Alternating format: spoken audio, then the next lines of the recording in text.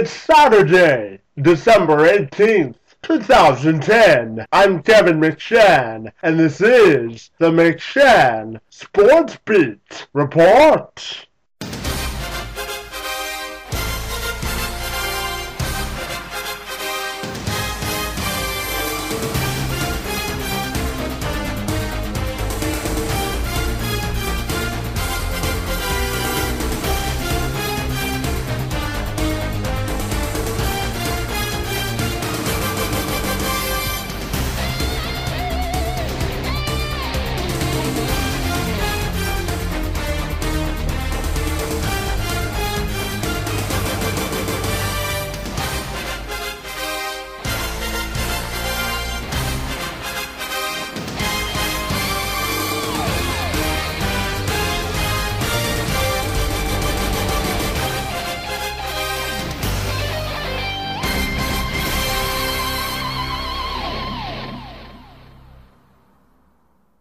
He's had some good years, 4 straight years with a 300 average or better. But coming off a broken ankle, wasn't sure what his value would be, especially once the Red Sox signed Carl Crawford. Looks like he did pretty well here. Well, he did. Detroit paid, I think, a little bit more money than what others would have been willing to pay, like you said, coming off the injury. He had a vesting option this year for games played. If he could have stayed healthy, it would have vested at 18. So the Tigers saved themselves about $8 million. He was the most desirable right-handed bat out there, I believe, on the free agent market, even ahead of Vladdy, because there's still some life with him left on him defensively. He can still play an average defensive right field. And really, when you look at the Tigers in their lineup, they needed an experienced outfielder with the youngsters that they have with Jackson and Rayburn and Brandon Bosch. So Magglio certainly goes in the right-handed bat, obviously go right in behind Miguel Cabrera. This is one that you kind of got the sense with Dave Dombrowski that he wanted to go down this road, but he had to let the free agent market kind of settle in and see where the other interest was, what other teams, how heavy the interest. And then Magglio had to come to that determination he's going to have to accept less to go play in Detroit. Familiarity breeds confidence and gives you a sense of comfort that you wouldn't otherwise get in other locales. For Detroit Tigers right fielder Magglio Ordonez, he received more lucrative offers from other teams this offseason, but in the end, he ultimately decided that home was where his heart is. The Tigers announced on Friday that they had officially agreed to a 1-year contract with Ordonez, which is scheduled to pay him $10 million.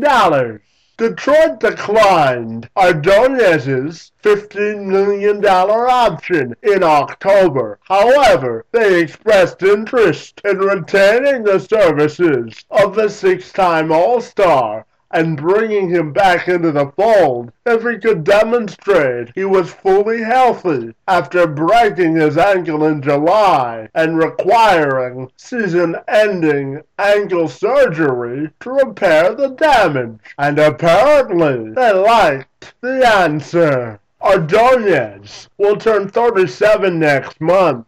He has a career batting average of .312, 289 career home runs, 1,204 RBIs. In his 14-year career with the Tigers and Chicago White Sox. Last season, for the Old English D, he batted .303 with 12 home runs and 59 RBIs in 84 games before succumbing to his ankle injury on July 25th. Magglio is one of the top run producers in baseball and has been a consistent contributor to our club for the past 6 seasons. Magglio's return solidifies the middle of our lineup, and we're excited to keep him in a Tigers uniform. Tigers president and general manager Dave Dombrowski said in a statement released by the team. With Ordonez's return to the Motor City, it will allow Tigers manager Jim Leyland to bat Ordonez in the number 3 spot in his batting order, in front of American League MVP runner-up Miguel Cabrera, and just below recently acquired Victor Martinez, who the Tigers signed to a 4-year deal worth $50 million earlier this offseason away from the Boston Red Sox. Ordonez has batted .318 since joining the Tigers in 2005. His walk-off home run in Game 4 of the American League Championship Series in 2006 against the Oakland Athletics propelled the Tigers to their first World Series appearance since 1984. Detroit hasn't been afraid to open up the checkbook and dole out lucrative contracts this offseason. All told, they've spent $66.5 million on free agents this offseason. In addition to re-signing Ordonez, they've also re-signed infielders Brandon Inge and Jhonny Peralta. And earlier this offseason, in addition to signing Victor Martinez, they also secured the services of reliever Joaquin Benoit for 3 years and $16.5 million. Ordonez joins Jason Worth and Carlos Pena on the list of Scott Boras' clients who have signed deals this offseason. However, several big-name Boras clients still remain unsigned, including Adrian Beltre, Rafael Soriano, Johnny Damon, and Manny Ramirez. Doug Karsh of The Carson Anderson Show on 97.1 The Ticket provides his take on the Ordonez deal and what it means for the Tigers moving forward into 2011. Hi, it's Doug Karsh from Carson Anderson here, weekdays from 10 to 2 on 97.1 The Ticket. Late in the show on Thursday, news broke. The Detroit Tigers had re-signed Magglio Ordonez, 1 year, $10 million. I actually like this signing. Now, I haven't been a guy that's been banging the drum to bring Magglio back, but the biggest reason why is because what Scott Boras said in the immediate wake of the ridiculous Jason Worth contract. Jason Worth gets over $100 million.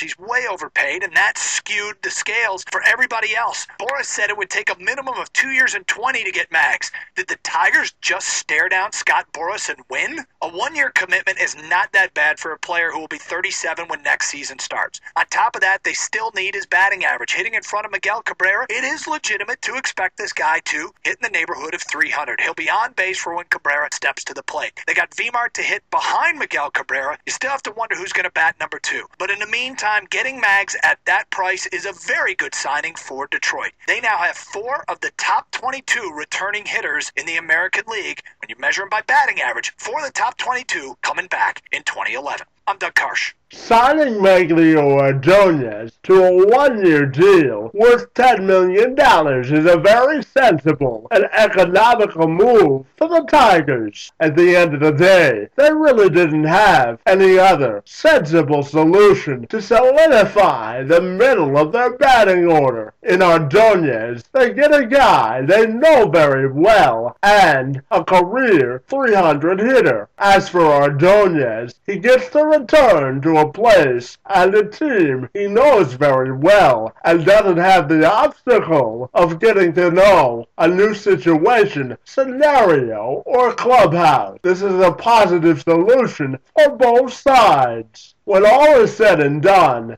the Tigers have had a somewhat impressive offseason, getting Victor Martinez and Joaquin Benoit locked up for the long term. Now the question is, have they done enough to be considered as one of the favorites to come out of the American League Central? Personally, I still give the edge to the Minnesota Twins, who have proven to be a consistent contender year in and year out. And with the addition of Adam Dunn in Chicago, the White Sox have catapulted themselves into the discussion for a division title. So when the dust settles, we'll find out if Dave Dombrowski's willing and dealing was enough to propel the Tigers over the top. One thing is for sure, we'll all be watching because only time will tell. Kevin McShann, Sports Beat, reports.